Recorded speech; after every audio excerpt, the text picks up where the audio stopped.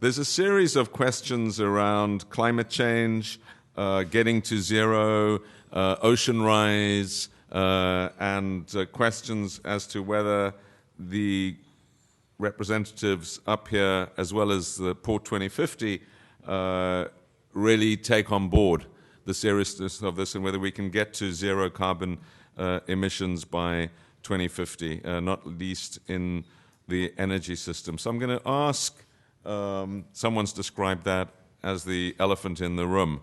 So I'm going to ask the panelists to comment on that, and I'm also going to ask Robin, if he doesn't mind, to comment on the seriousness of this and whether we can get to zero emissions, not least in aviation and other areas. Craig, would you like to go first on that? Sure. I just briefly touched on it. Right now, it doesn't look like there's any alternative to hydrocarbons, specifically kerosene or jet fuel. And that's why I said, Dr. Morita said, we should be saving all of our fuel for that. You don't need to make plastic bottles from petroleum. You can do it from corn. Everybody in the city could be driving an electric car. You can have LNG ships. Unfortunately, there's still nothing that can drive an aircraft at 500 miles an hour at 40,000 feet for 12 hours across the Pacific. So a specific question is whether LNG could be used for aircraft. No, it doesn't have enough power. It's there and power to size. So it's in a cubic centimeter. How many ergs do you get? And kerosene is still the best. There's some talk about biofuels maybe helping, but to keep it in perspective, we are, in the aviation industry, probably 3% of the problem, and that's a lot less than coal and cars and cows. So I think that there'll still be jets flying, but I think petroleum will be reserved for that, and they might have to buy carbon offsets. But in a lot of other areas, like heating and cooling, like all the ground support equipment and electricity, I think we can go very sustainable. And in fact, at the airport, by 2050, we could easily be zero. But just for interest's sake, as somebody mentioned it, we did build our airport right at sea level, which has a lot of advantages in terms of density altitude for aircraft, and especially in the summer when it's hot. But we're right at sea level. So we are actually in the middle of a 7-year program to raise our dikes to about 15 feet. And that'll be one of the highest standards in the Lower Mainland, just because of the possibility of a mini tsunami if there was a slump in the Gulf, combined with high tide and the freshet. We just think it's a reasonable thing to do, and we're doing it like fencing a ranch. Once you get around, we'll take another look, and maybe we'll go up again. But certainly we have to keep the runways dry. Anyone else want to come in? Sure. Well, I guess, when you think about our industry, we are focused in terms of on two fronts. One, reducing our emissions, and two, looking at alternative sources of energy. And it's amazing when you really look hard at your business how you can find ways to reduce emissions. And I'll just give you a quick example. As you can imagine, in our industry, we have a lot of equipment that runs 24/7, 365, big trucks. And a couple of years ago, we brought in something called a no-idle policy. Because over the years in mining, people get off these trucks, you leave them running. Maintenance guys say you got to leave them running in the 25 below that we find ourselves in winter. You can't shut them down and restart them in the time it takes somebody to get off the truck and someone else to come back on. So they said, we're going to keep them running. And we said, really? Why would you do that? Surely we must be advanced enough that we can turn this equipment off and we don't sit there idling for the 20 minutes or 30 minutes during shift change. We brought that policy in, and we said across the board to our employee base, we can make a huge difference in terms of our emission reductions if we just stopped idling. And they said, yeah, let's do it. So across British Columbia, we instituted a no-idle policy, and it's done two things. It's not only reduced our emissions, but it's also brought our operating costs down. And so when you think about programs like that across our business, where you're breaking down the sacred cows, where you're working with unions and your employee base to make changes, because our employee base says we want to do things differently. So, we have programs like that. We're looking at LNG and haul trucks, looking at ways across the board that we can change our energy profile. We use large amounts of energy to dry our steelmaking coal product in our plants, and we're shifting all of those dryers over to alternative sources of fuel. That's making a huge difference in our emission profile. So I think there's things that we can do to get to zero, and when we sit there and say, how do we achieve that, and you bring the strength of your workforce along with you, I think it can be quite powerful. Thanks. Jonathan, I'd be interested whether you can get to zero. There were also a couple of questions on LNG that I think were sparked by what you said. One is the impact on inflationary costs passing through to other industries and affecting BC's capability of becoming a low-cost supplier as inflation feeds through into, I guess, employment, property, everything else.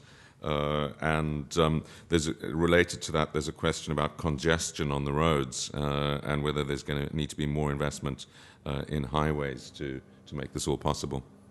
I know you're not responsible for highways, but we'll throw it at you anyway. Thank you. I'll just touch on the sustainability and fuel sources. I mentioned LNG, I mentioned batteries, potentially methanol as well as a source of power other than the traditional hydrocarbons, marine diesel or heavy fuel oil.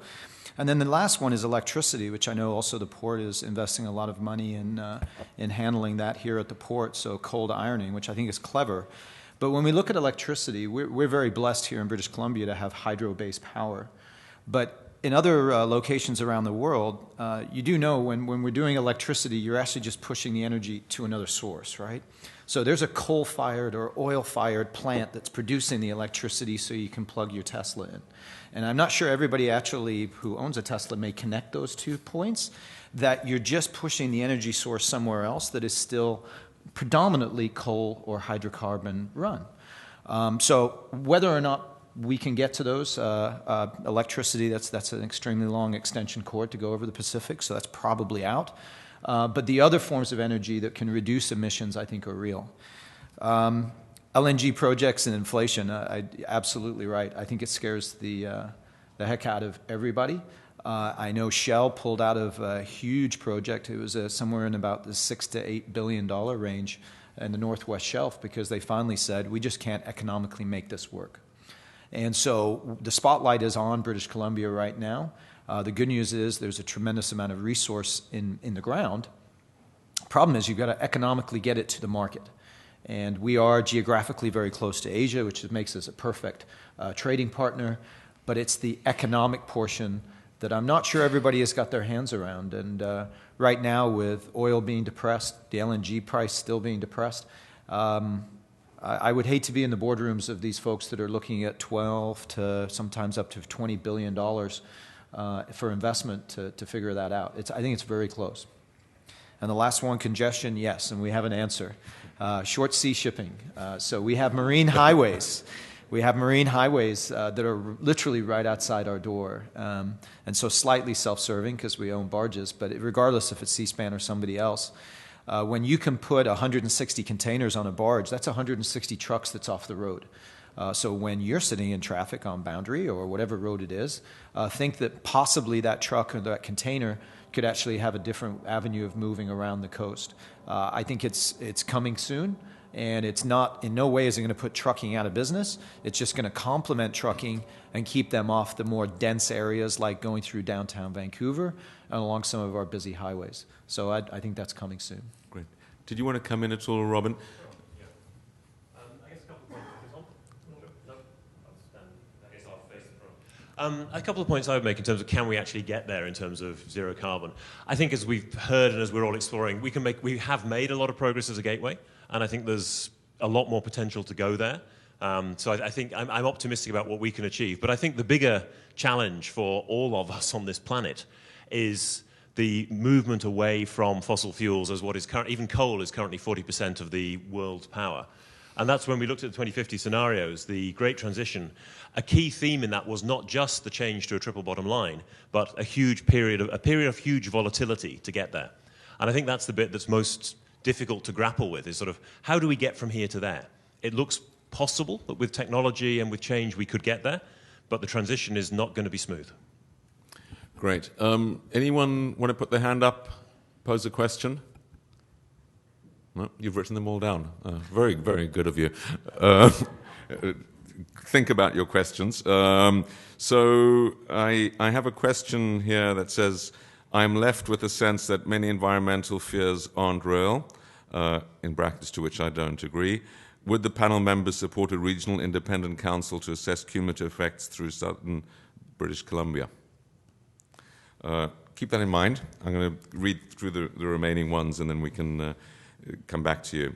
A comment that current development communications come across as having a negative impact on communities, or many of these developments, like congestions and traffic, and the tangible benefits to local communities aren't being felt. How can communities be more integrated in these benefits? And the final one, just like the log shipped from certified sustainable forests, do you foresee consumers of commodities like zinc and coal and other commodities requiring Canada to produce source certification and sustainable transportation certification? Very interesting points. Should we start in reverse order? Jonathan. All right. Well, there were a few topics there. The one that I found interesting was how do communities prosper from a lot of these resource projects that either are planned or are going to be coming down the pipe. And I know from the North Shore where we're adding a tremendous amount of jobs, and that's very exciting. But if anybody lives on the North Shore and has been going down First Avenue or Marine Avenue lately, and then you end up calling me up and saying, what the heck are you doing, right? It's very congested. And we're starting to see the strain and the pain of a community that is loving what we're doing. The city and the district of North Vancouver have been very complimentary of what C-SPAN's doing. But they themselves have to adjust how they think and how they spend and how they budget in order to keep up with the growing demand, which is predominantly people and transportation. I've heard the mayor of Fort St. John speak, and she's fantastic. And she basically says, you want to know what it's like in a small town when prosperity happens? Come to Fort St. John. And so they've been a small town that's been very progressive in creating an atmosphere where the revenue that's coming in from the business is actually flowing back to the community. It's not easy to do because you've got a lot of folks pulling on those resources. But if you have a municipality that can be forward-thinking, there is going to be a quantum shift to great and beautiful little towns like Kitimat, Terrace, Prince Rupert. All these areas that we know and love today are going to quadruple. And if the municipalities can't use the revenue that's coming in from these projects to support that growth, that was the fear I was sharing earlier. I would be worried that it will turn a great thing into a troubling thing. Marcia. Well, maybe I'll just respond to the question. I think the question was, or a comment maybe about how we think about the environmental impacts of our business, how we think about the environmental impacts at Port Metro. And it's unfortunate if we're not communicating that those are incredibly important to us. When we think about air quality, we think about water quality, when we think about our impact on land and biodiversity, I mean, those are things that certainly at Tech we spend a lot of time thinking and talking about, and I know that Port Metro does the same thing. So they are important when we think about, a big urban center and all of the impacts that come from an urban center that also has an active gateway port in it. How do we actually think about these pieces in terms of mitigating and minimizing our impact? I would say that's we spend more time thinking about that than a lot of other things in our business.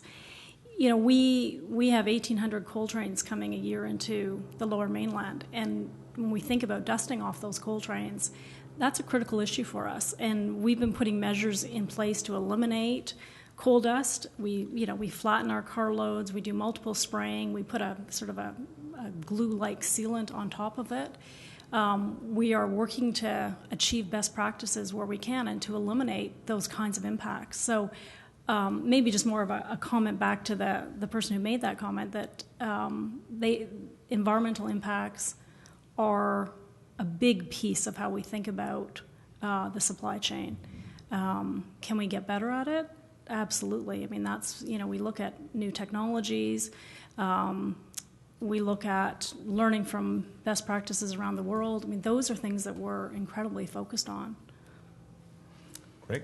There's an interesting analogy here, because in airport planning, the real trick, and what it gets really difficult sometimes, is planning all the parts together. So, for example, it doesn't do you any good to have 5 more gates for aircraft if you don't have the baggage system to support it, or you can't check in.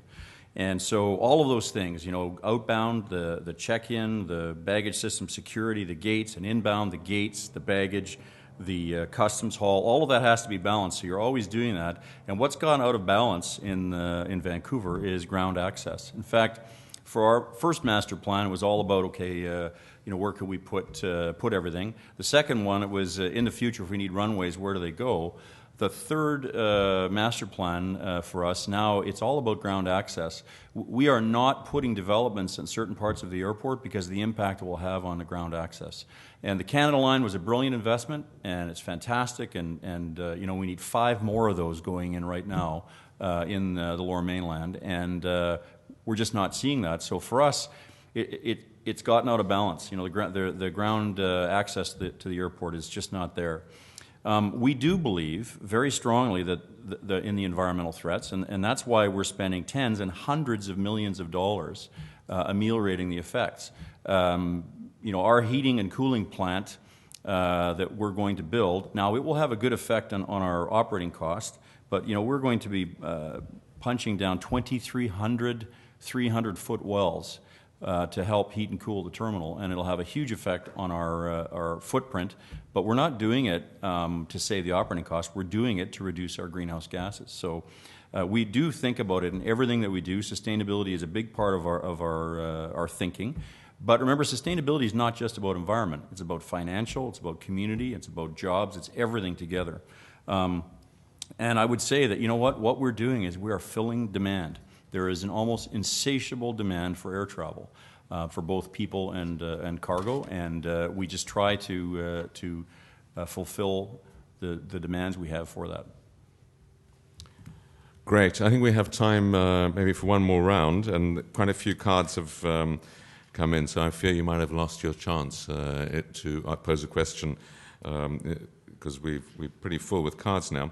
One of the participants has said panelists make the connection between industry and the consequential contributions to healthcare, education, etc., but industry's been less successful in convincing the general population of these ancillary benefits. Comment on that. Another comment is that apparently the news basically talks about a lot of the inevitable environmental disasters, and the participant asks whether the port and major maritime industries can be facts activists to better inform the public. And then some specific questions. For Craig or Jonathan, what are the community challenges or issues that are anticipated in your growth plan, and how can you proactively, underlined, address them? Jonathan, given that you are 130 years old, can you think forward? Not you personally, I think the person meant C-SPAN. Can one think forward for that length of time? Is it possible? Interesting question. Marcia, what do you feel the greatest environmental challenge is, and what can you do to prepare for this? And finally, Craig, how will demographics affect the airport, and is there anything that you can do to prepare? So, Craig, why don't you start off with that one? Sure. Demographics, aging population. We are now actually seeing on aircraft in the 250 seat size, we are seeing requests for 100 wheelchairs off of one flight. And there's no way one airline can actually have that many people. So we're trying to figure out now with the airlines, how do we work, it's called Passengers with Reduced Mobility, how can we make this happen? And we see that especially with our huge Chinese passengers, but also just, we're all aging in the West and China, and we have to think about universal access. So that's one of the big demographic changes. We actually exist, like the port, for economic activity. We don't have shareholders. I've worked for airports that have shareholders, and of course what they're working for is a lot of good things, but dividends. So all we're all about is jobs. There's 24,000 jobs at the airport right now. The reason we get excited about going to 25 million passengers is we conservatively estimate 5,000 more jobs. These are jobs that are above the average wage in BC, with a lot of opportunity for horizontal movement. People start off as a baggage handler, become a customer agent, then go to CATSA, then come to us, and then maybe back to an airline. So that's what gets us excited. And lastly, on the community challenges, for us it will be about noise, because we do have an impact on the community. So what we try to do is we do everything we can to talk to our public about it, to be honest and forthright, and then every once in a while you have to draw down when you have night flights or when you have some maintenance, you draw down on that goodwill. So for us, it's all about the noise and, again, ground access, because a lot of the people transiting now between Richmond and Vancouver on Sea Island, 40% of those are just commuters. They're not even trying to get to the airport. So we have to try and ameliorate their problems as well. Marcia? Well, I guess maybe just picking up on one of the questions, what can we do to sort of educate the general population? And I think there's some very interesting ways that we can do that. It's by no doubt a challenge, but you think about Resource Works, for example, an organization that's out there talking about the importance of trade to BC's economy, the importance of our products. We're working tech, shippers, railways, terminals, with our unions through the Coal Alliance to get out and tell the story of what our products mean in terms of economic development for the province, but also what we're doing to manage and mitigate the environmental impacts. And so when you think about those kinds of innovative ways of working cross-sectorally, working with our partners to get out there and really share a message, and that was the message I really was trying to leave you with this morning, was I think that collectively we do need to, join together and speak up about the kinds of things that the port, the kinds of things that our products mean for our economy, and to try and dispel some of that misinformation. I mean, we saw recently Mayor Lois Jackson come out and talk about coal dust in her community. And I think we can't be afraid of standing up and talking about what these issues mean for us. And so, is it an easy thing to do? No, it's not an easy thing to do. But I think one that, if we join together, we have the ability to, 10 voices are better than one voice, I guess, at the end of the day, in trying to communicate complicated messages to average citizens. Great. Jonathan? Well, it reminds me of a story when I was an 11-year-old boy in 1897. So I need to go to the gym more often, I guess, if I'm 129. There was a couple things. The community problems, I think I touched on that, and from a North Shore, we take that incredibly serious. So we know the ramp up. We know the additional people that are going to be required. So working very closely with TransLink to kind of get ahead of the curve. The last thing we need is 1,200 to 2,000 cars coming with 1,200 to 2,000 employees to Pemberton Avenue in North Shore. So we're working to figure out adjusting times, adjusting modes, incentivizing people to perhaps get out of cars. It's going to take some time. People actually want to drive their cars. The comment about industry being advocates and being fact tellers, I think it's brilliant, and I think it is unbelievably important. And quite frankly, it's something that in the marine industry has done a poor job in the past of doing. The theory in the past was you fly under the radar. You don't even get on the radar. You go under it. And I think that's, keeping yourself in a low profile, I guess that's kind of worked for some parts of our industry for a long time. But quite frankly, now it's working against us. because people don't understand necessarily all the good things that are being done at Tech and at Chevron and the big terminal that's here and C-SPAN. And so we have to do that. We do have to do that. All that being said, facts don't seem to matter. We speak about the facts over and over again. And yet I meet people every day that say things like, oh my God, we can never let oil tankers come into the Burrard Inlet. Well, they've been here for 65 years. What do you mean never coming? They're already here. And they don't know that. Or they'll look out at English Bay and say, well, there's 15 tankers at anchor. Well, none of them are tankers. So we keep talking about the facts, but it doesn't always seem to resonate. But that shouldn't stop us as an industry, and every one of us here should be that fact advocate. I do think it's a job priority. And the last one about, we've been around for 129 years, how do we look forward? So I am unbelievably lucky and blessed to work at a company that's privately owned. So before working at C-SPAN, all of my experience either at work or running was in the public arena, where people would say, well, I'm a long-term investor, which was short for, tell me how you're going to do in the next 3 months. That world, thankfully in a private ownership with an owner that has only sold one business in 50 years, thinks in decades and centuries. In a capitally intensive business like ours, we've already spent about $500 million in the last 5 years. Probably got another maybe $500 million in the next 2 or 3 years to spend. You've got to be a long-term thinker. So 129 years.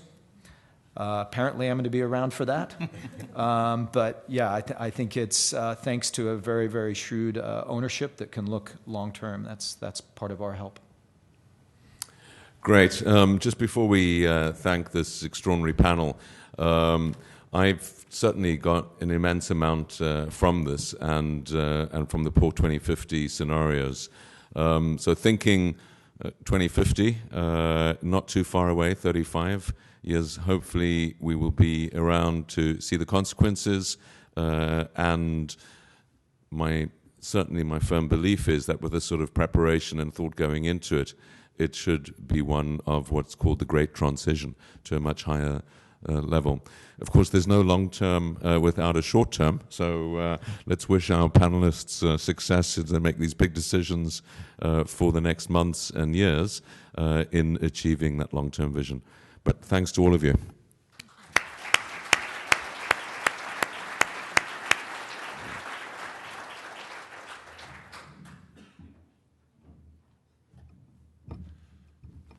Wow.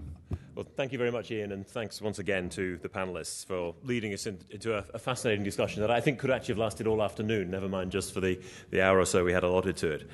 And Craig, Marcia, and Jonathan as well, thank you for your leadership and just being prepared to share your views on the challenges and the opportunities that the future might face. I thought it was fascinating, actually, where we have two organizations on the stage with each with more than 100 years of history, and Tech with a resource that's got another 100 years ahead of it, in one case at least. So it really shows how important it is to actually not just think about the past, but also think about the long-term future. And again, with Craig, I think it was the targets that you've set are quite brave and very tangible. 30% reduction in greenhouse gases with a steady 5% year-on-year growth in volume through the airport. So, and I think certainly one of the things that resonated with me in Marcia's comments was the way that shared prosperity through trade has been part of the DNA of our province, but clearly the fact that we need to have greater shared understanding about how it's going to be part of our future.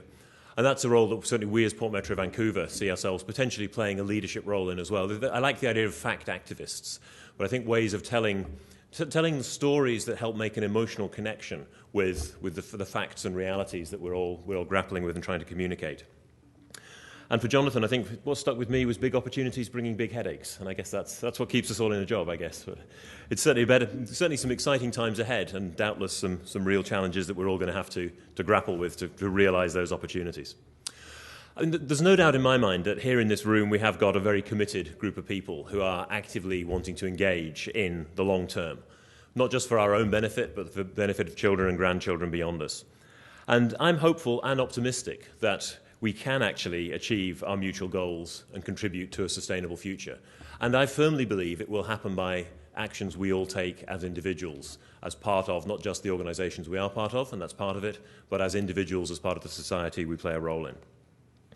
So this is about the stage that wraps up the morning. For those of you who've accepted our invitation to join us for lunch, Ian is going to provide a keynote address and enlighten us even further.